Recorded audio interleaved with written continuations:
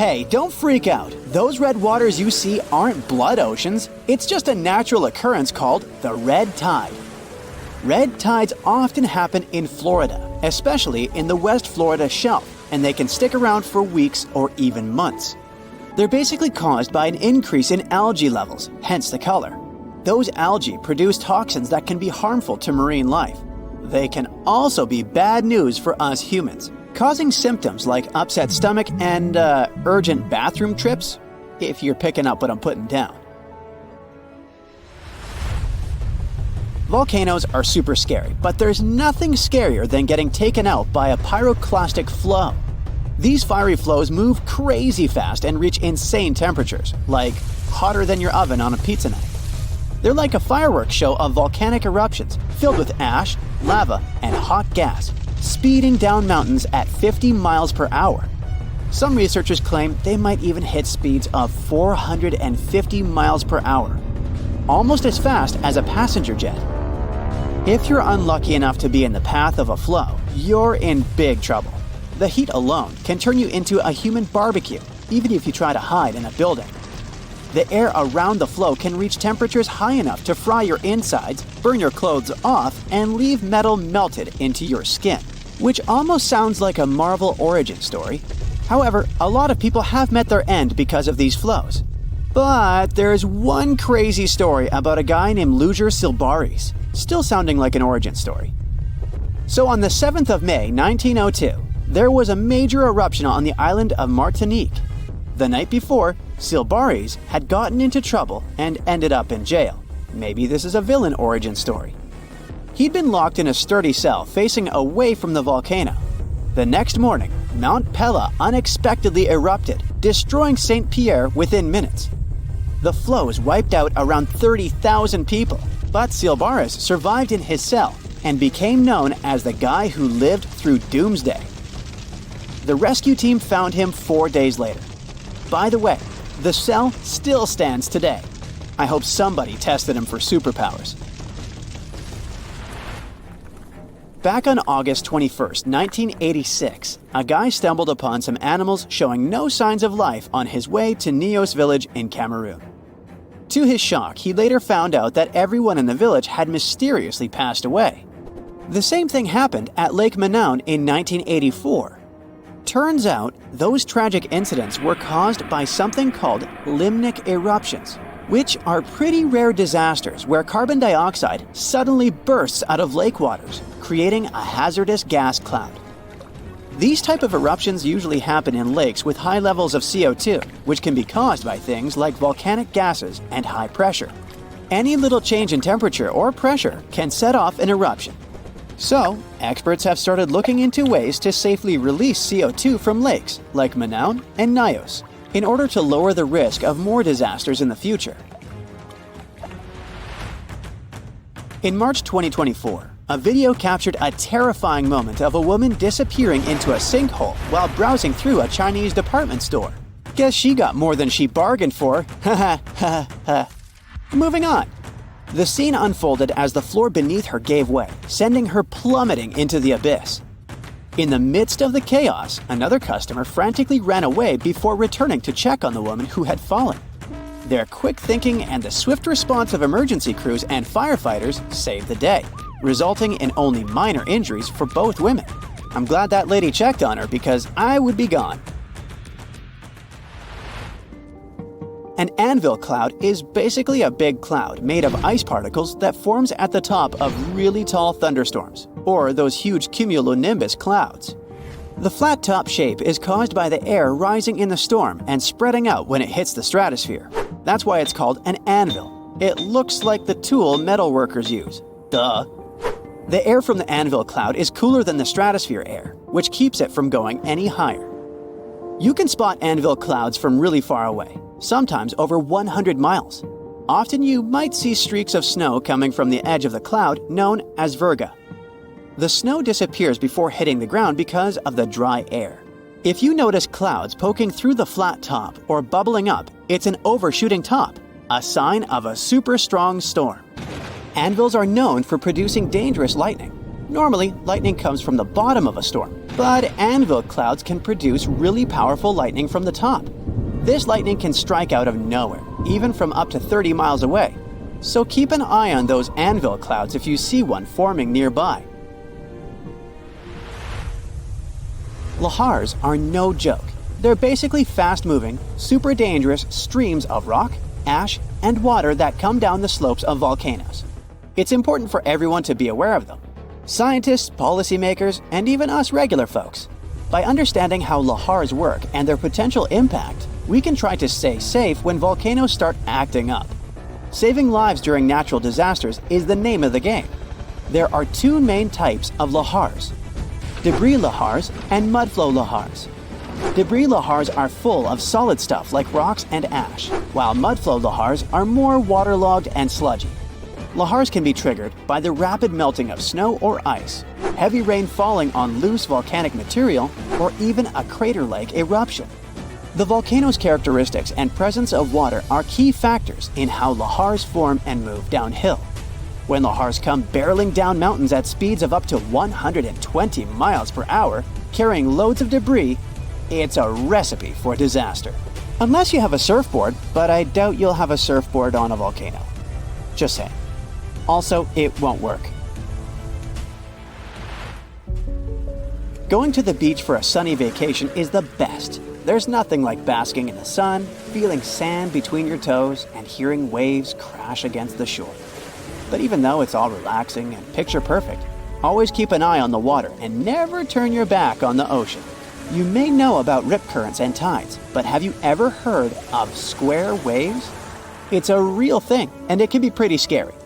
Square waves, also known as cross seas, happen when two swells meet, forming a unique square pattern that looks like a checkerboard. They can be found along coastal areas, and while they are rare, they can create waves up to 10 feet high and make it tough for boats and swimmers to maneuver. If you find yourself in the water with square waves, you might feel like you're fighting against two different currents.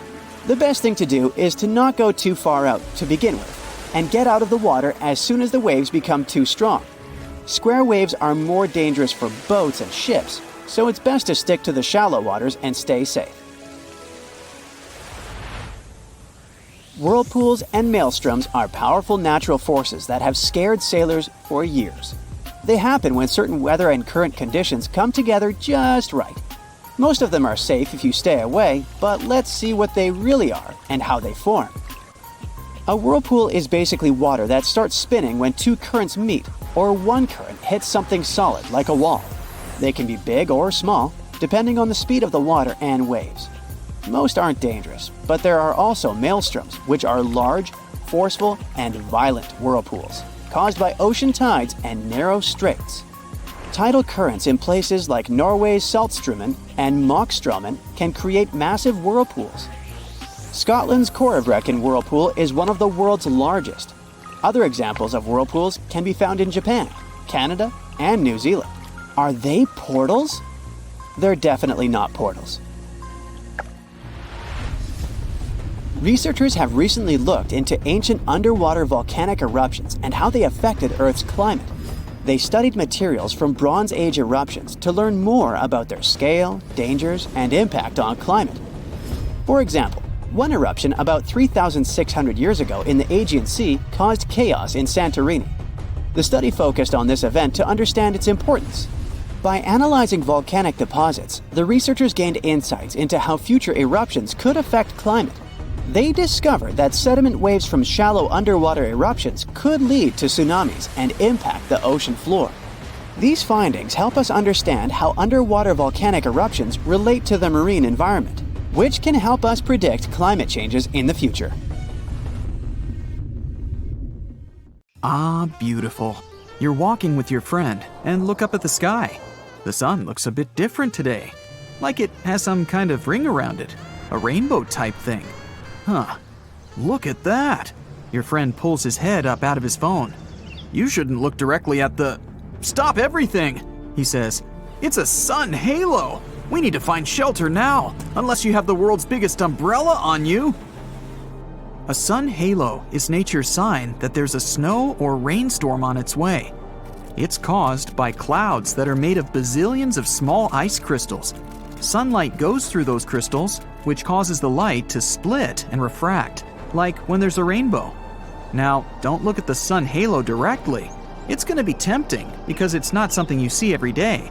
Plus, it's really beautiful. But ultraviolet light can burn the exposed tissue of your retina and cause serious damage, so it's not worth it. Grab some sunglasses and you're good to go. This phenomenon lasts around 40 minutes. These clouds are the same ones that can cause a spooky ring around the moon at night sometimes. In June 2020, what the people were looking at was an anvil cloud, a rare storm formation in the sky. Formed when strong air currents carry water vapor upwards, the air expands and spreads out as it hits the bottom of the stratosphere. It pushes the dense cloud into the cool anvil shape you see, and sometimes it even gets to be a mushroom. Anvil clouds produce some of the most dangerous lightning of all storms, one that's called a bolt out of the blue. This lightning strike seems to magically come out of the blue sky, with the storm being many miles away.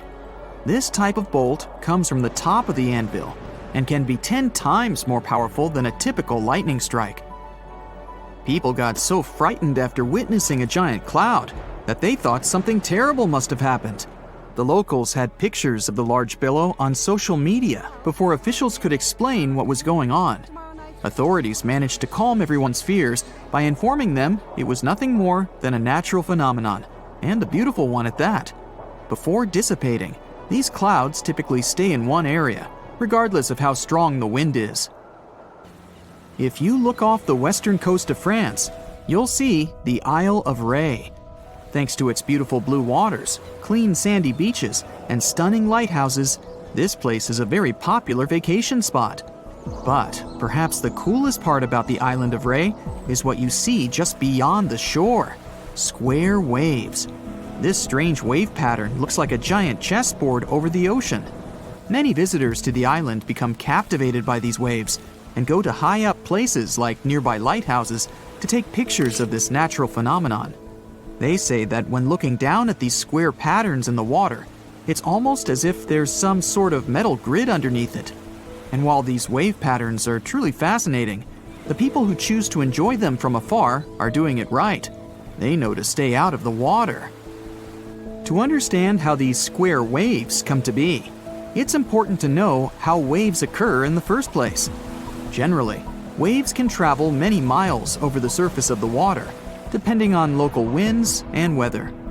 And even on days when the weather seems somewhat calm, storms located elsewhere can send in crashing waves that affect the surrounding calm waters. When waves travel onto the shores of distant lands, they're called swells. This is different from a wave that occurs from local wind. When two different swells coming from opposite directions meet, it's known as a cross sea. This is what generates these square waves you see near the Isle of Ré. While these waves are one of the reasons why people flock to this island, they can still expect to enjoy calm, relaxing waters most of the time. The cross sea only occurs during certain times of the year in specific weather. Plus, it's common knowledge around Ré to steer clear of the ocean when these square waves appear. So it's not often that you hear about anyone getting caught in them, because most people know better. And since a lot of people on the island are tourists, there are plenty of signs around warning them to get out of the water during this time. However, not everyone gets the memo. There have been a handful of cases where people got caught in the cross sea, but thankfully and luckily, they managed to get out safely. These square waves have become somewhat famous over time, given that there's really no other place in the world that boasts a cross sea like this one. In fact, no one has ever spotted square waves anywhere but the island of Ré. However, there are swells that can be found throughout the oceans in the world, and a cross sea can take place. But if the angle they approach each other at is more shallow, the wave may actually look like it's coming from the same direction, even when it's not. Not to mention, swells can slowly lose momentum as they drift further and further away, so their crest, or the top of the wave, appears more round and less jagged. The island of Ré's specific wind and weather patterns are literally the perfect storm, and create a cross C that people can clearly recognize. It's 2009 in Italy. A man was hanging out in his kitchen. Then he saw some flickering lights. He knew just what to do. He moved his family to a safe place. A couple of seconds later, a massive earthquake hit the whole region. His family survived thanks to his quick reaction.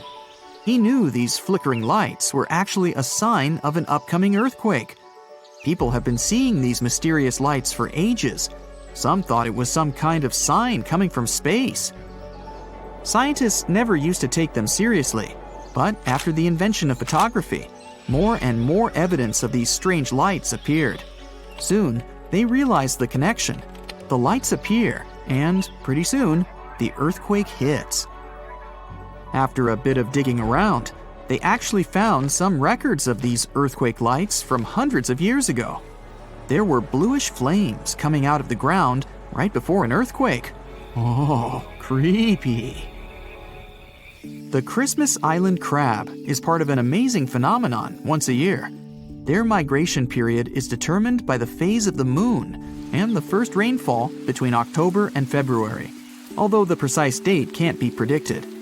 Once the crabs have been prompted, they leave their homes amongst the forest and migrate in massive hordes towards the sea. Numbering in millions, a sea of red crabs is observed as they make their journey across the island, creating roadblocks and making their way to the ocean. There, they lay their eggs and then make their trek back, returning to the forest until the next year. There are bridges in the Indian state of Meghalaya that are created entirely of living tree roots. The bridges are made up of tangled, thick roots that are strong enough to hold over 50 people at a time. The Khasi and Jaintia tribes became masters in the art of growing these insane bridges. They need them to cross the streams below with ease. Some of these root bridges are over 180 years old. To make them, the members of the tribes care for the roots until they grow long enough to reach the opposite bank. It can take as long as 10 to 15 years to grow a bridge. In the process, the roots become tightly entwined with one another. This is how the bridges get so strong. And once a bridge is fully grown, it can last for over 500 years. While some roots decay, new ones are continually growing. That's why the unusual natural constructions last so long. Light pillars are colorful beams of light that either jet up from Earth towards the sky or shine down from the clouds. Usually, they only occur in cold temperatures, as they form when the sunlight gets reflected off ice crystals floating in the air. The higher the crystals are in the air, the taller these bright and colorful pillars become. They're most common at sunrise and sunset. There are hidden caves all over the world that are filled with glowing light. This light comes from hundreds of glowworms that have made a cozy home in the caves. Some of the caves are more than 30 million years old, and most of them can be found in New Zealand and Australia. The worms themselves don't actually glow, but baby worms, called larvae, form silk strings made out of mucus. These strings form nets. It's these nets that can illuminate the entire cave.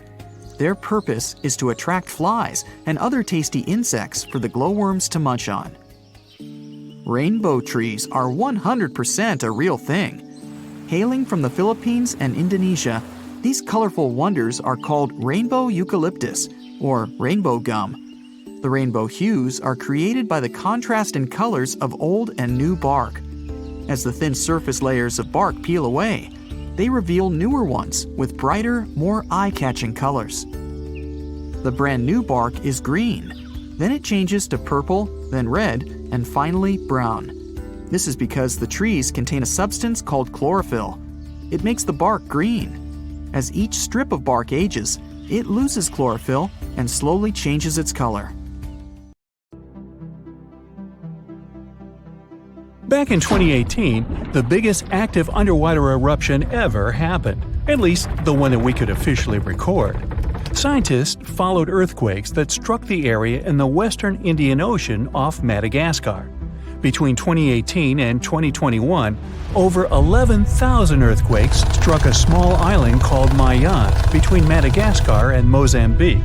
The strongest one had a magnitude of 5.9. Until then, this area had been pretty peaceful. There had only been 2 earthquakes recorded over 50 years. Along with regular earthquakes, there were also some unusual seismic hums, like earthquakes at pretty low frequencies, forming deep underground.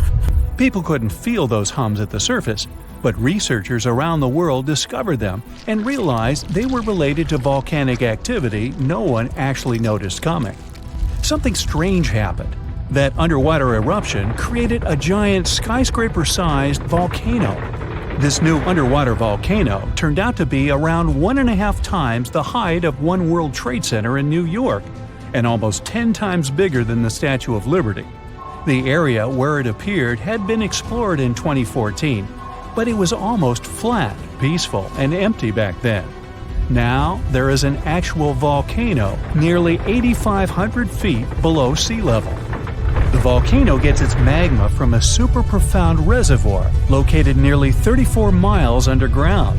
It's the deepest reservoir of volcanic magma that we know about. The Earth has layers, and the middle one is kinda chunky. It's very much like peanut caramel filling many chocolates have. Research shows there are probably hunks of oceanic crust deep inside the Earth's liquid mantle.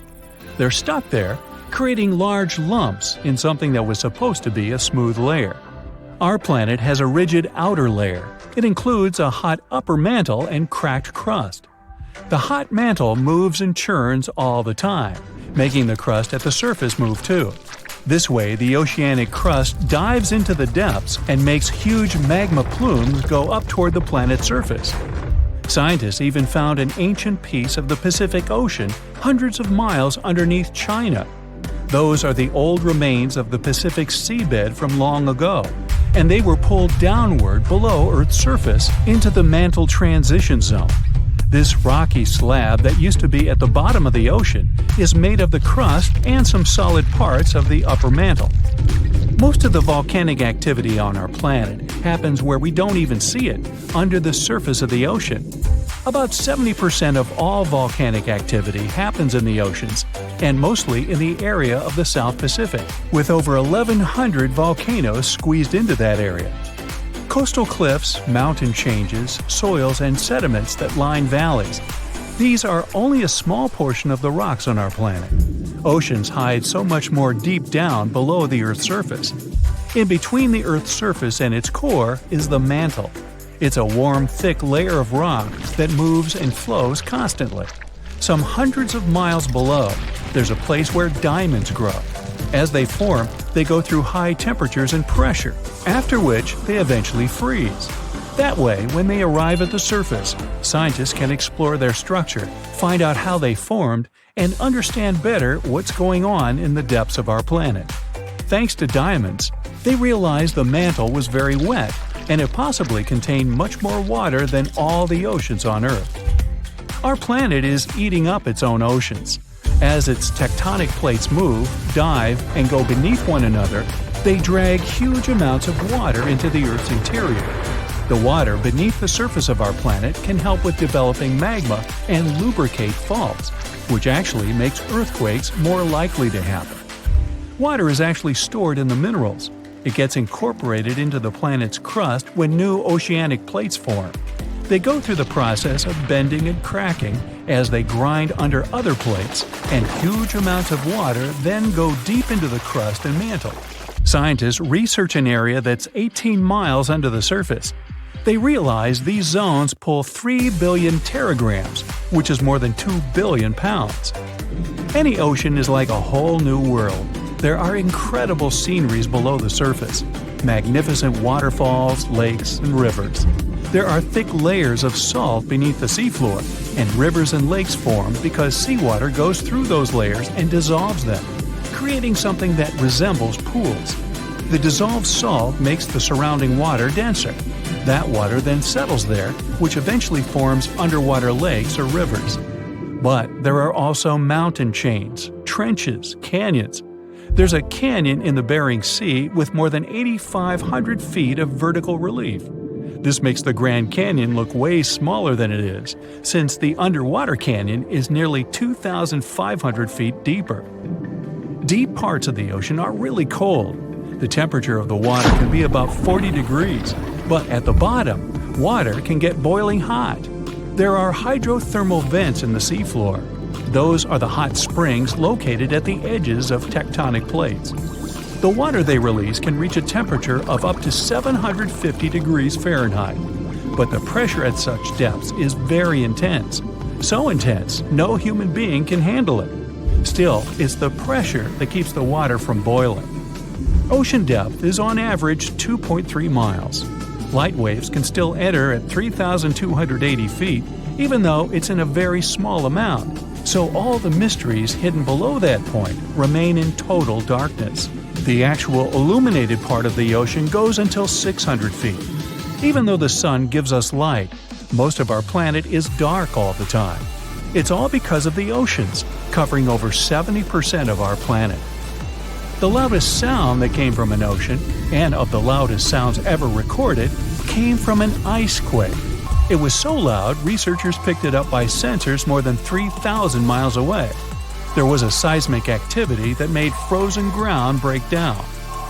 The Antarctic ice sheet is bigger than the continental part of the United States and Mexico together. A big iceberg from Antarctica holds over 20 billion gallons of water, which could make a 5-year water supply for 1 million people. Humans can generally drink sea ice, although we can't drink sea water. As time goes by and the ice ages, the brine trapped between ice crystals drains out. That way, ice becomes fresh enough to consume it. If all the ice sheets and glaciers we have on the Earth melted at the same time, the sea level would rise another 260 feet, which is just a little shorter than the Statue of Liberty, the height of a 26-story building. Clams live long enough to tell us more about oceans past. Ancient mollusks can live for more than 500 years. To learn more about a tree, you can use its rings to see how old it is. To learn how old a mollusk is, you can examine its rings within the shell and tell. This is also how scientists get information about the ocean, climate, and whatsoever. Clams can help take a look at what happened about 1,000 years ago. The Earth doesn't have 4 but 5 oceans now. The new one, called the Southern Ocean, was officially recognized only a few months ago. It borders the Atlantic, Pacific, and Indian Oceans, so scientists couldn't agree if it's really a new ocean or just part of the colder regions of these 3. We don't only divide oceans on maps. Each has different conditions for unique marine species. For example, the Southern Ocean has leopard seals, orcas, minke whales, emperor penguins, and other animals that live in cold, icy seas. It's also home to krill, small creatures that look like shrimp and are food for many bigger animals that live there. Life on our planet started about 3.5 billion years ago. I wasn't around then. It's still a mystery how and when exactly, but some theories say life could have first emerged in the depths of the ocean. A few years ago, scientists found microscopic tubes and filaments within rocks formed about 4 billion years ago. These rocks are fragments of ancient oceanic crust. Also, these tiny tubes and filaments are similar to microbes that can still be found on hydrothermal vents in deep parts of the ocean. The idea is these living cells found conditions to stay alive in tiny rocky pores inside the chimneys of those vents, and started the amazing adventure of the evolution of life on our planet. The sea is kind of rough today. Nothing special, but still, you have that sinking feeling in your stomach. Call it a sense of foreboding. Something bad is going to happen, and then you hear terrified shouts. You turn around and see a giant wave, much higher than the one surrounding it. Is it a tsunami? That's true. When people think of frightening, destructive waves, tsunamis are the first thing to come to mind. But the one that is going to crash against your ship has a different nature. It's a rogue wave. Both tsunamis and rogue waves can lead to catastrophic consequences, but the difference lies in what causes these walls of water and where the destruction they bring about occurs. So, imagine a giant 60-foot-tall wave rolling over your ship. It's a miracle that the vessel doesn't sink. This massive wave, a rogue wave, seems to have appeared out of the blue, very suddenly and unexpectedly. But however mysterious, solitary, and ominous rogue waves may seem, they're actually not that rare. Now, imagine the average room in your house. The ceiling there is likely 8 feet high. A typical 2-story house is somewhere between 20 and 30 feet high. And the Statue of Liberty is 111 feet tall if we measure it from the toes to the top of the head. Now you have something to compare rogue waves with. The largest of such waves can reach a height of 50 to 90 feet. To be considered rogue, a wave must appear seemingly out of nowhere and be higher than other waves in the area. But how much higher is still under debate. Some experts think it should be at least twice as high as other large waves in the area, while others disagree. Rogue waves are also steeper than regular waves, which normally take the form of massive swells. This allows ships to maneuver up and down such waves, even when they're really high. A rogue wave, however, looks like a wall of water, and since it's steeper than other waves, it slams into a ship with enormous force, sometimes breaking over the vessel. Another reason why rogue waves are a mystery is that no one has ever filmed the formation of such a wave and followed its life cycle. There are several photos of rogue waves, but for many centuries, the only evidence of their existence was legends and stories told by sailors who survived them.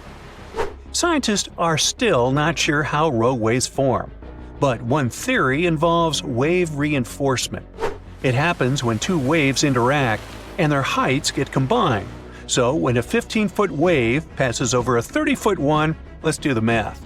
It results in a short-living 45-foot wave. But rogue waves can occur not only in the ocean. On November 10, 1975, on Lake Superior, a group of 3 rogue waves, also known as the Three Sisters, might have sunk the SS Edmund Fitzgerald, an American Great Lakes freighter. The ship and the crew members were lost in the catastrophe. The waves followed each other too closely, so the ship couldn't recover and shed the water from the first wave before the following one struck. The captain of a ship that was not far from the Fitzgerald reported that his vessel had been hit by 2 30 to 35-foot waves. These waves, likely followed by a third one, then moved further in the direction of the Fitzgerald and might have caused the sinking. Now, let's wave bye-bye to that, and let's move on to tsunamis. It is an extremely dangerous natural disaster. It's very different from rogue waves. In most cases, a tsunami is caused by an underwater earthquake. Usually, when a tsunami is born, it's just a few feet high. But the closer it gets to the shore, the larger it grows. Soon it enters shallow waters and starts to slow down. The first tsunami wave crashes against the shore. Its top moves faster than the bottom, and that's what makes the wave so high and steep. The lowest point of the wave gets to dry land first. In the process, it creates a vacuum effect that pulls the water away from the coast, bearing the harbor and seafloor. Those who recognize this first sign of an approaching tsunami still have a chance to save their lives. 5 minutes later, an enormous wall of water hits the shore and wipes out everything in its way. But it's not just a single wave, there are many. This phenomenon is called a wave train. How fast this train is traveling depends not on how far it is from the source of the waves, but on the ocean depth. Tsunamis can move as fast as a jet plane in the middle of the ocean, but once they enter shallow waters, their speed drops. The first tsunami wave isn't usually the strongest, but lots of people don't know it and make the grave mistake that sometimes costs them their lives. After the first wave is gone, they relax and believe the danger is over. That's why the next waves, much bigger and more powerful, catch them off guard. Now sometimes a tsunami comes as a torrent of foaming water. At other times, it makes the sea withdraw, leaving behind stranded fish and overturned boats. Also, if you spot a slight rise in sea level, it might be the sign of an approaching tsunami. The incoming water is the first tsunami wave. The second one can be even larger, and it comes sometime later. You can also notice seawater bubbling, swirling, and creating bizarre patterns. It's another sure sign a tsunami is near.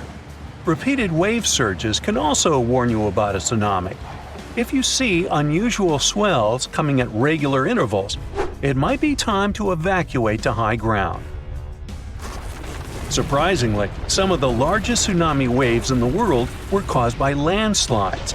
For example, a landslide in Lituya Bay in Alaska formed a megawave, one of the largest ever recorded.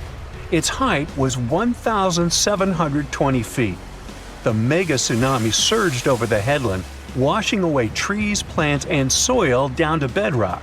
The wave reached more than half the height of the Burj Khalifa, the tallest construction in the world. When a third of the East Molokai volcano in Hawaii caved in and collapsed into the Pacific Ocean, it triggered a tsunami the size of one of the tallest buildings in the world, Shanghai Tower. The wave was around 2,000 feet high. Another bizarre and dangerous ocean phenomenon is square waves. They appear when two different wave patterns crash into each other at 90 degrees. It often happens near peninsulas or land where two different seas or oceans meet. This phenomenon does kind of look spectacular, but only if you're watching it from the shore. Don't even think about getting in the water to play with such waves. Cross currents in that spot can easily pull even a skilled swimmer under the water. Square waves have caused many shipping accidents over the years, too. And if you see wild, choppy waves carrying ocean debris and seaweed, stay out of the water too. It can be a sign of a strong rip current. That can carry you far away into the ocean. And now, let me tell you about a much larger, I would even say planet-wide phenomenon called Rossby waves. There are two kinds of such waves, oceanic and atmospheric. But since we're talking about ocean waves, yeah. Slow-moving Rossby waves are totally different from ocean surface waves. They don't look like those waves that break along the shore. No, Rossby waves are giant movements of the ocean stretching horizontally across the planet. They can span hundreds of miles in a western direction and are so massive they can change the climate conditions of our planet. They contribute to high tides and even flooding in some areas all over the world. The movement of Rossby waves are complicated and depend on the location. For example, in the Pacific, waves that are closer to the equator take from a few months to a year to travel across the ocean. At the same time, waves further away from the equator often need more than 10 years to make this journey. So, as it goes by, be sure to wave. In November 2020, a wave the height of a 4-story building was recorded off the coast of Vancouver Island, Canada. The team at Marine Labs, the company that operates the buoy that got caught in it, couldn't believe the data they saw. Everything was normal, then, unexpectedly, a vast force came, pulled the buoy down, and then sent it up to a peak before taking it even deeper. The probability for such a huge wave to form is once in 1,300 years, so they had to be sure it wasn't a technical mistake. Marine Labs sent the data to a rogue wave scientist at the University of Vancouver. They analyzed and validated the findings and shared them in February 2022. The wave officially became the most extreme rogue wave ever officially recorded, as it was 3 times the height of waves around it. Luckily, this giant didn't leave any damage, as it happened too far offshore. For centuries, rogue waves were believed to be real only in the stories of sailors. Christopher Columbus himself mentioned a rogue wave, but back then, it wasn't officially a thing. In August 1498, he was on his 3rd expedition to the Americas. As they were passing through a strait near Trinidad, a huge wave lifted the boats. They managed to survive and continue the journey, and the area is still known as the Mouths of the Dragon, named this way by Columbus. Back in 1826, a French scientist and naval officer was crossing the Indian Ocean on his ship, the Astrolabe. They got caught in a terrible storm and witnessed several waves over 80 feet tall. One of them was the height of a 10-story building. The crew lost one of its members, but the 4 of them, including the captain, made it to land and spread the story of the gigantic waves. But back then, scientists were sure waves couldn't be taller than 30 feet. So everyone took this story as a tale. Witnesses shared many other stories of giant waves coming out of nowhere, but scientists officially recognized the first rogue wave only in 1995. It went down in history as the Doppler wave, or the New Year's wave. This sea monster of the North Sea hit the Norwegian gas platform Draupner on New Year's Day. It reached a height of 84 feet. The waves surrounding it were twice as small. The rig was built to withstand waves up to 64 feet tall and had the most advanced sensors for its time. It became a sensation in the scientific world because it wasn't like any other type of wave they'd studied before. So they gave rogue waves an official definition. It's a wave more than twice as tall as others around it.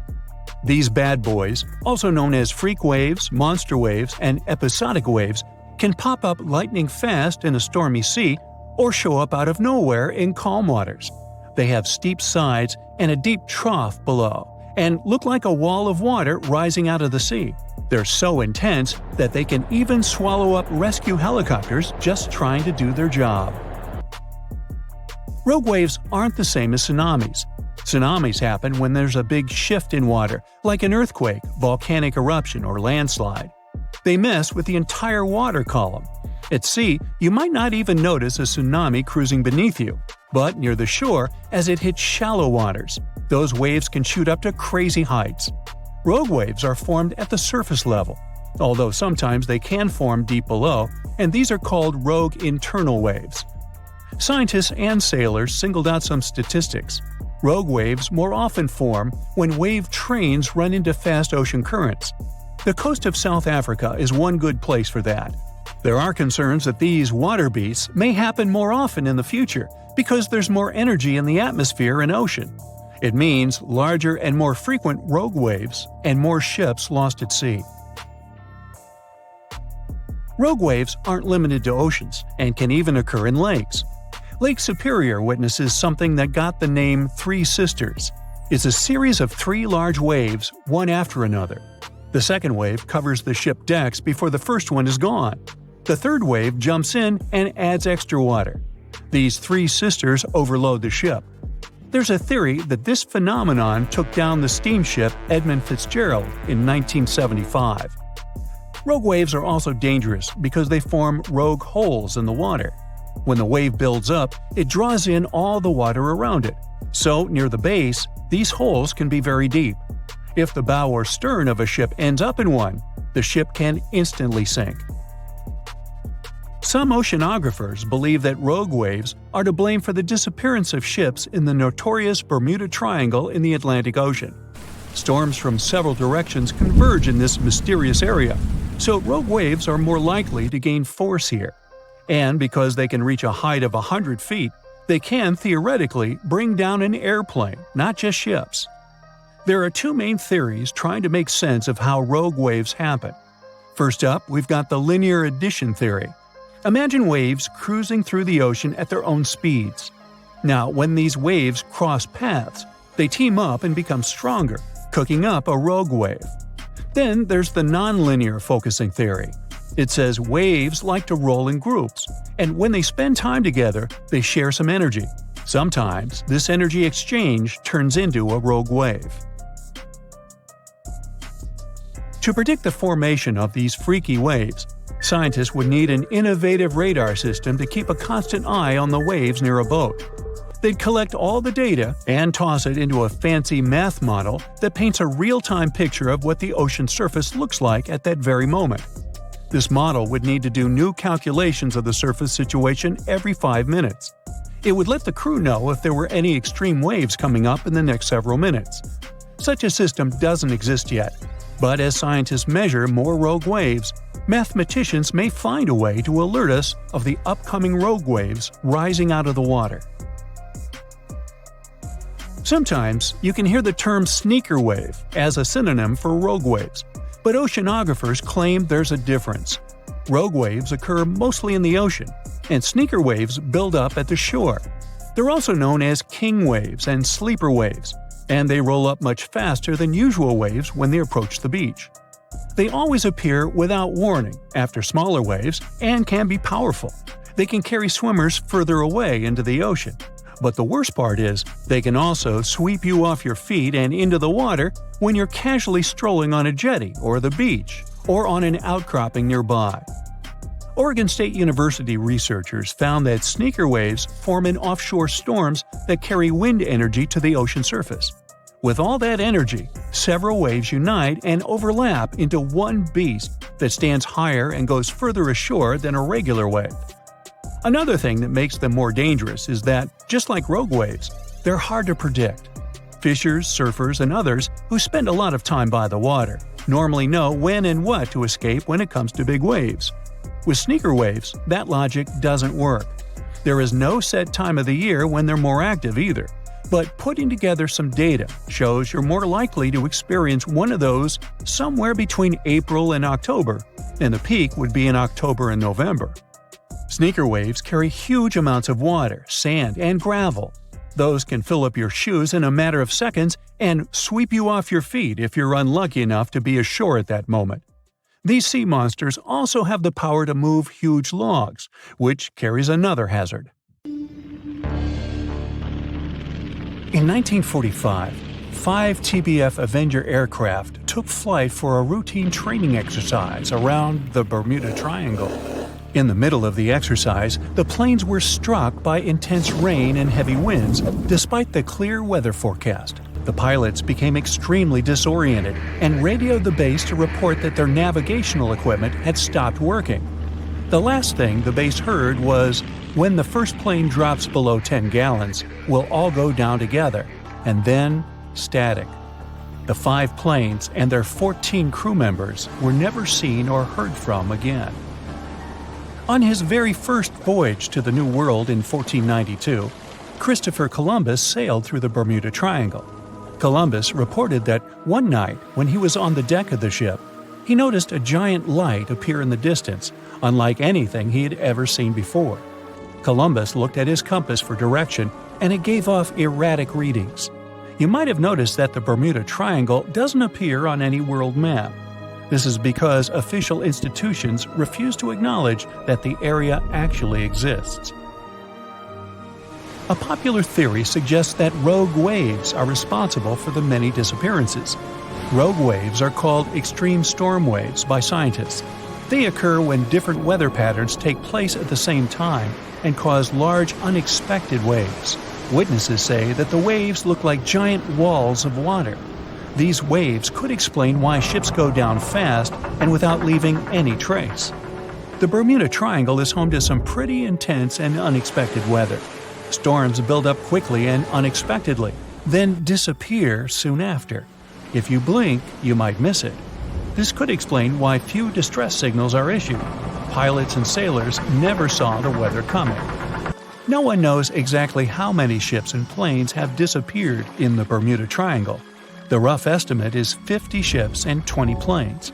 Most of the time, the disappearances had no explanation and no wreckage has ever been left behind. Another bizarre theory trying to solve the Bermuda Triangle mystery comes from Charlie Berlitz. He insists that the area is home to the lost city of Atlantis.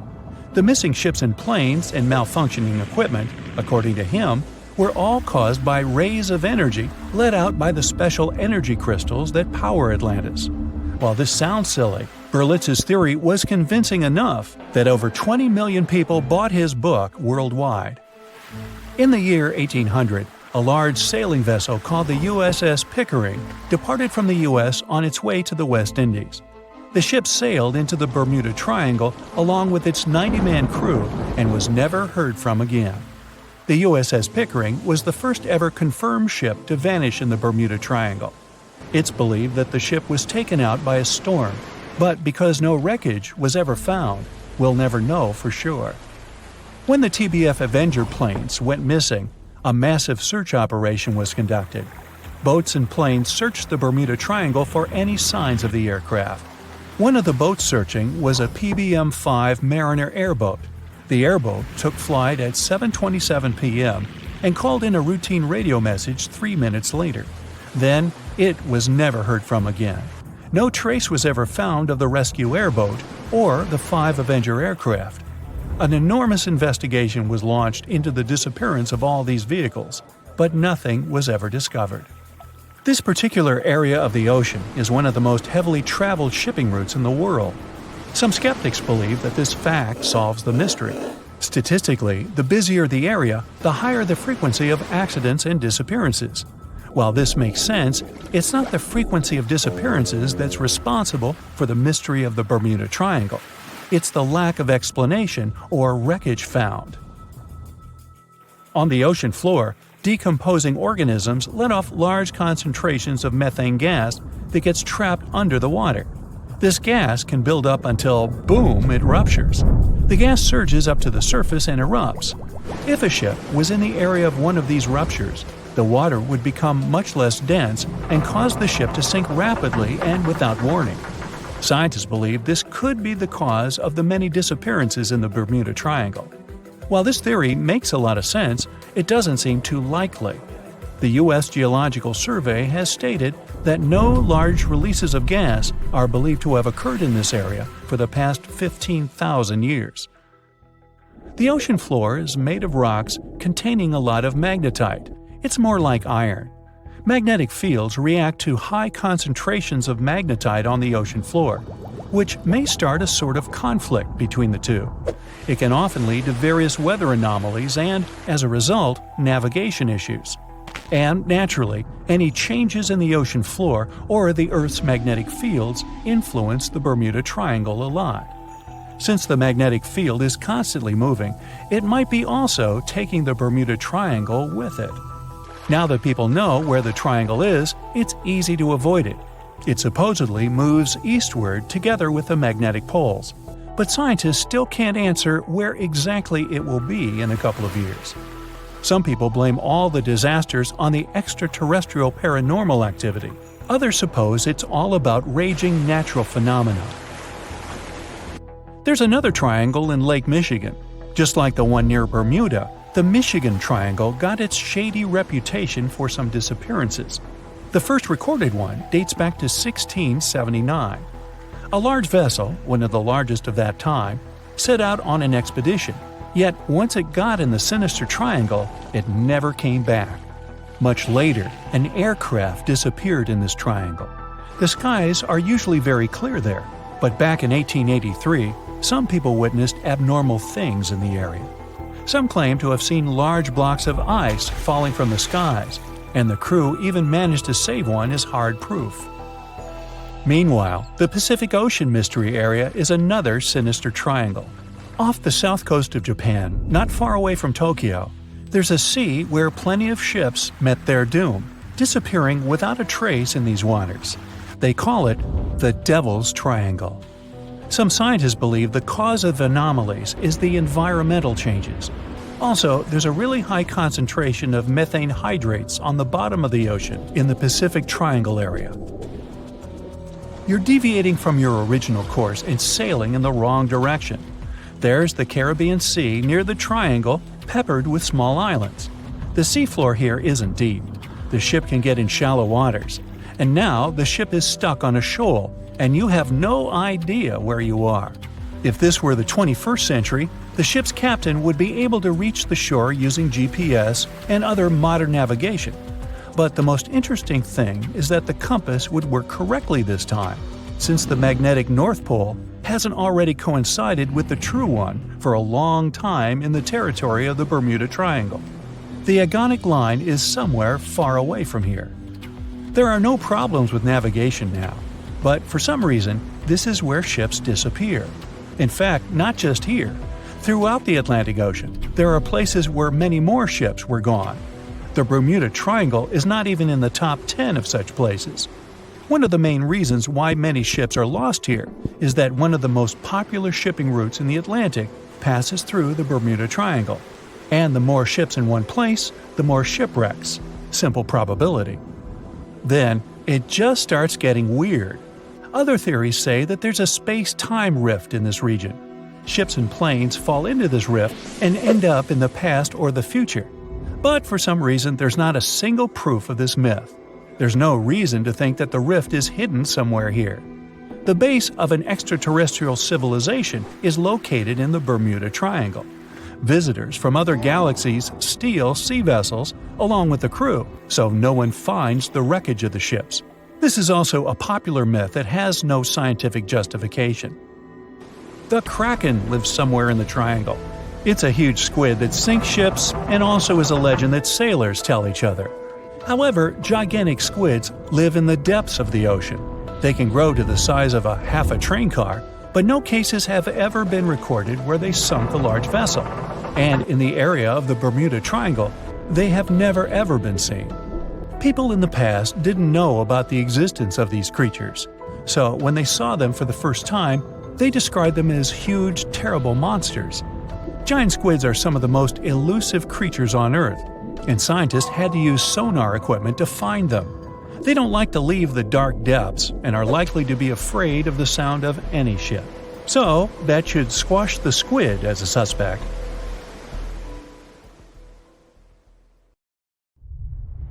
If all the volcanoes on Earth suddenly erupted together, it'd be loud. We'd also have around 1,500 of these formations bursting at once. Now, normally it's just 10 to 20 volcanoes that are active each day. But what would the world look like if they all blew their tops simultaneously? Geologists think it wouldn't be pretty. Even if only the land volcanoes erupted together, it would set off a chain reaction way worse than anything we've ever seen before. The two big problems would be ash and volcanic gases. While the explosions in lava would be damaging for people nearby, the real danger lies in what happens next. A thick layer of ash would cover the planet, blocking out sunlight completely.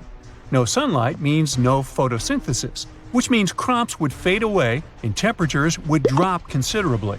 And all this ash cloud could remain in our atmosphere for up to 10 years. Now, ash aside, there's also acid rain to worry about. Volcanic gases like hydrochloric acid and sulfur dioxide would mix with the atmosphere and fall back down as acid rain. This type of weather would harm the groundwater and ocean surfaces. Even if humans would find a way to survive up to this point, we'd have no corals and no other sea creatures around. Scientists have seen similar events in Earth's history at a smaller scale. Big volcanic eruptions have been linked to mass extinctions. When Mount Pinatubo erupted in 1991, it cooled parts of the world for 2 years. But the extra carbon dioxide from these eruptions could also heat the planet, the same way we turn our stoves to broil for that extra crispy layer on our casserole. Geologists also mentioned that there's evidence in our atmosphere that stuff like this may have happened in the distant past. During the Cretaceous period, carbon dioxide levels were way higher than today, which made it difficult for marine life to thrive. Who would survive all this? Probably just some extremophiles, these organisms that survive in harsh conditions like hot springs or deep undersea vents. As for humans, we could all lay low in underground bunkers until things clear up, or build multiple space stations that could fit us all. Yeah, right. The chances of all volcanoes erupting at once, though, are very slim. Whew! That's because there isn't one giant source supplying all the volcanoes on Earth. Each one of these openings has its own deposit of magma, except for a few cases where they indeed share the supply. For example, in 1912, Nova Rupta in Alaska erupted alongside another volcano sharing magma. Scientists have also found evidence of magma hiding under volcanic areas, like under the Taupo volcanic zone in New Zealand. This magma can spread out horizontally for long distances, but is still just a local feature. Even if we consider all the magma under Taupo as one system, it's not connected to other volcanic areas like Indonesia or the Philippines. Because the great majority are isolated, volcanoes can't sync up to erupt at once. The magma comes from different processes like mantle decompression or adding water to the mantle through subduction. There's no way to make all these different volcanoes erupt together because of how tectonics work. Now, that doesn't mean we won't see interesting volcano activity in the future. Take an underwater area near British Columbia, where recently about 200 small earthquakes per hour have been noted. Deep beneath the Pacific Ocean floor, off the coast of Vancouver Island, magma is set to erupt, heating the water so much that it'll bubble like soda. However, this event will likely go unnoticed by anyone other than scientists. The anticipated eruption will most likely happen around 3 miles below the ocean surface. Scientists explain that the earthquakes range from negative to 4.1 magnitude, meaning only those nearby would feel any tremors. This unusual activity gives us a rare opportunity to study how the Earth's crust forms.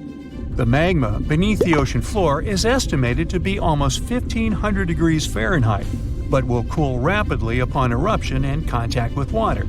This runny rock will solidify upon contact with the seafloor, turning black quickly. This event will be useful for biologists too, who will have the opportunity to study the marine animal's response to any changes, like run! Antarctica, often seen as a vast icy continent, also holds a volcanic surprise beneath its frozen surface.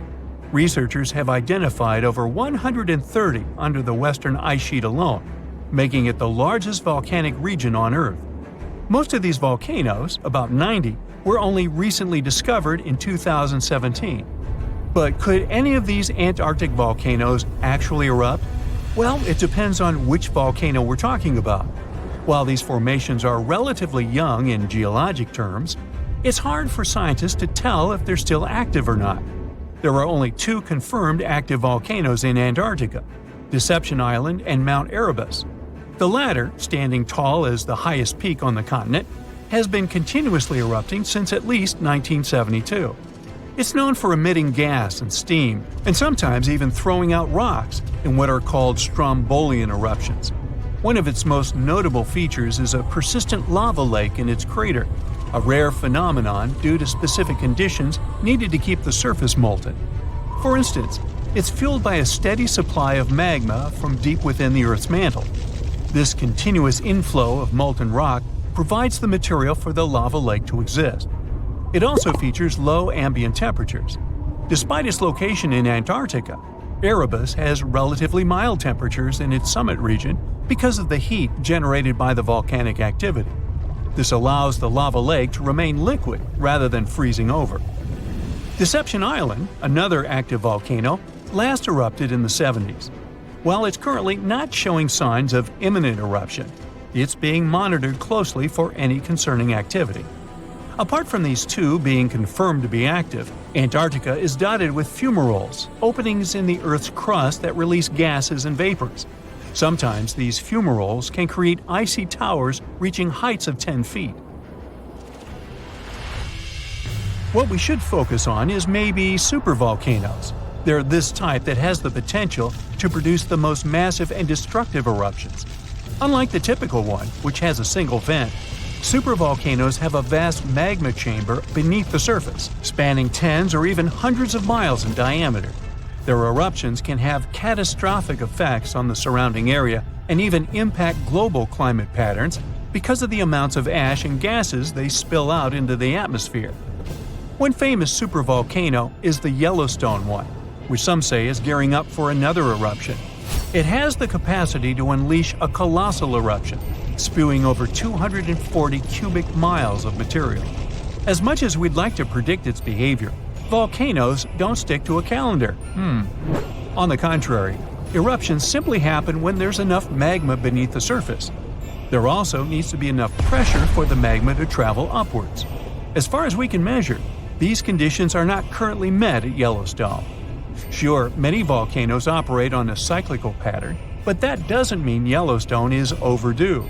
In fact, Yellowstone has had just 3 major eruptions over the past 2.1 million years. Also, the term supervolcano refers to the formation's size, not necessarily how fussy it is. Yellowstone's monitoring is extensive, tracking seismicity, ground deformation, thermal emissions, gas, water chemistry, and surface changes. Signs of an eruption would include thousands of earthquakes over a short period. We'd also see deformation on the ground and weird gas emissions ahead of time. Stable, as it might look like for now, the consequences of it having a major eruption could look ugly. Ash dispersion could blanket a 500-mile radius, potentially disrupting Midwest agriculture and clogging waterways. Ash and gas emissions into the stratosphere could induce global climatic effects, making our planet colder for several years. And yes, we've seen some research that it shows there's more liquid molten rock under the Yellowstone volcano than scientists believe. But that doesn't translate to imminent danger. Your kitchen sink is filled with dirty water. You've just washed the dishes, and you pull the plug out of the drain hole. Do you see how the water forms a funnel, and all the pieces of food get into its center? This is a small whirlpool. Now imagine that this is not a kitchen sink, but a sea with a several feet wide whirlpool. And it draws in not pieces of food, but a small boat. And you're on this boat. You jump off the side and try to swim away, but the whirlpool is stronger than you. It attracts you despite your attempts to swim away. So the first thing you should do is calm down. Yeah, it isn't easy when the deep sea is trying to swallow you up, but if you don't save your strength, you won't be able to survive. And now remember one life hack. Do not try to swim in the opposite direction when the current from the shore carries you away. Head to the side. Thus, you escape from the stream sooner or later and can safely swim to the beach. Inside the whirlpool, you have to act similarly. You need to stop struggle and swim in the direction of the flow. Thus, you'll keep your energy and increase your speed. But don't swim at the very center of the vortex. Try to move away from it in the last moment and you'll get out. Now go to the surface and stay away from the whirlpool. Great! You have survived. You promise yourself never to go to sea again without a life jacket. But of course, the best way to escape from the whirlpool is not to get caught. If you're going on a sea cruise or kayaking at the mouth of the river, find out all about these places. Perhaps they are filled with water traps. You swim to the shore and decide to learn all about whirlpools. It forms in the sink or bathtub because the water begins to drain into the hole and swirl. There are no drain holes in the sea, lake, river, or ocean, and water is formed there because of the collision of two currents. A strong wind can only create one current. The difference in water temperature and its density can make another. Also, the current can be caused by tides. This is when the moon's gravity affects the water. So when two currents flowing in different directions meet, they form a vortex. Two streams of water swirl around each other and move down in a spiral, creating an empty space in the center. Most of the whirlpools are too small and don't pose a danger. But if the water vortex is strong and large, it can sink ships. Such strong whirlpools are called maelstroms. They are usually formed when two currents collide near narrow reservoirs and straits. The world's largest and most dangerous maelstrom is located in the Saltstraumen Strait in northern Norway. Every 6 hours, a whirlpool forms there with a diameter of about 33 feet wide and 16 feet deep. And it can be several whirlpools formed at once. Ships sailing through the bay follow a strict schedule to avoid falling into the water trap. This whirlpool got into the Guinness Book of Records as the largest in the world. However, some whirlpools are hundreds of times bigger, but they are invisible. Giant whirlpools in the Arctic Ocean can reach 18 miles in length. This is the size of a city, and these giant whirlpools are invisible. Fortunately, they are not as dangerous as those that form in Norway. The waters of the Arctic and Atlantic Oceans mix and form water vortexes invisible to satellites. Usually scientists notice such whirlpools with the help of thermal imagers or a change in the color of the water. When the current filled with marine life mixes with lifeless waters, it is visible from the satellite. But the new giant whirlpools are masked under a layer of water with the same temperature. They hide deep enough not to be noticed by satellite thermal imagers. Scientists manage to catch them using gliders. These small pilotless submarines float underwater and record information about the temperature and salt level. Scientists discovered that these whirlpools formed because of the collision of cold and warm currents. Warm water here is rich in nutrients, while cold water is almost lifeless. In this way, warm currents share useful elements and spread them evenly throughout this region of the ocean. Observing invisible whirlpools can help scientists uncover many details about the structure of ocean ecosystems. Whirlpools exist not only in water but also in space. Vortexes from the plasma energy of the sun can be several times wider than the radius of our planet. However, all this solar radiation cannot create giant vortexes on Earth because the magnetic field protects us. The solar wind glides past the planet's atmosphere like a wind over the ocean's surface. But a little energy still manages to break through the protection. Solar whirlpools insert an electrified gas into the magnetic field, creating holes through which the sun's plasma passes through the atmosphere. If whirlpools happen during the collision of different currents, it means that you can predict their appearance in advance. But there are unpredictable natural phenomena in the seas and oceans that pose a danger for small boats, yachts, giant ships, and oil rigs. The phenomenon is called a rogue wave. So now let's get aboard your yacht and sail somewhere in the ocean. It doesn't matter what ocean and where exactly you are, because rogue waves can appear anywhere. A small storm is starting, but your boat can easily handle it. The wind raises small waves that beat against the hull of your yacht. But then, among these waves, one giant appears several times larger than all the others. It would quickly turn your vessel over like a paper ship. But fortunately, this wave passes by and dissolves into the sea. This unpredictable wave of enormous power can destroy huge ships in a second, and such disasters have happened many times. Sailors all over the world told each other stories about the giant waves that appear during a storm and in a quiet sea. Many considered such waves only fairy tales, such as legends about the Kraken and Atlantis. But at the end of the 20th century, people were able to capture this sea phenomenon with a laser detector that measured the size of the wave. On January 1st, 1995, a massive rogue wave crashed into an oil station in the Norwegian North Sea. There was a storm that day, with big waves about 40 feet long. At some point, they formed a big guy, an 85-foot wave. That day, rogue waves turned from a fairy tale into reality. Researchers estimated that this natural phenomenon may destroyed about 22 supercarriers only in the second half of the 20th century. Also, scientists discovered that just 1 in 10,000 waves is a rogue one, and every year, their height increases by 1%. Some of the largest rogue waves reached a height of 100 feet. It's like a 10-story building. This giant can easily break even the strongest and largest ship. Scientists can't always predict their appearance, and still don't know their nature, so rogue waves make the ocean a much more dangerous place than we thought. According to one version, rogue waves appear because strong winds create big waves. When two such of waves collide with each other, a giant rogue wave may appear.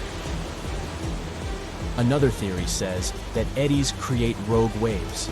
These eddies form along the edges of the ocean currents, and then they drift separately for a long time, increasing kinetic energy and forming eddies field. The kinetic energy contained in these fields can charge the waves and increase their strength. However, scientists study microwaves and light to understand this phenomenon better. It turned out that these sea waves are similar in their behavior to these two natural things. The researchers hope studying light waves will help understand the nature of rogue waves.